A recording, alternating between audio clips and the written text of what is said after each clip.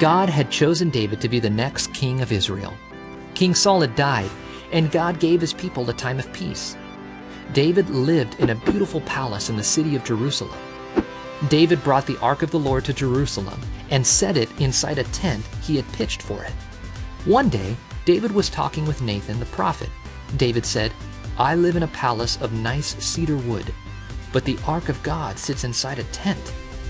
It hardly seemed fair. Shouldn't God have a nicer house than I do?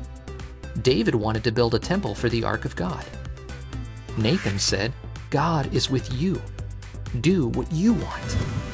But God did not want David to do whatever he wanted. God wanted David to do what God wanted. That night, God gave Nathan a message for David. This is what God told Nathan to say. "David, are you going to build a house for me to live in? I brought my people out of Egypt. I gave them leaders to guide them. The entire time I have been with them, my house has been a tent. Did I ever ask anyone to build a temple for me? You used to be a shepherd, David, but I made you a king. I helped you defeat your enemies, and my people now live peacefully in their own land. I promise you, David, that you and your descendants will be kings.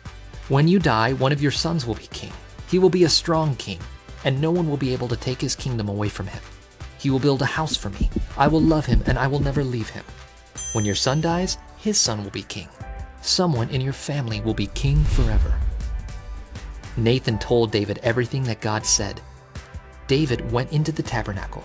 He sat down and prayed, "God, I don't deserve anything you've done for me, and you promised to do so much more.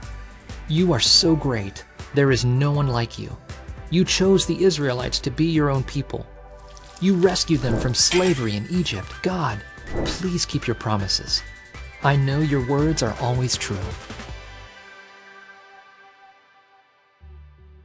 God promised David that future kings of Israel would come from David's family, and David's kingdom would last forever.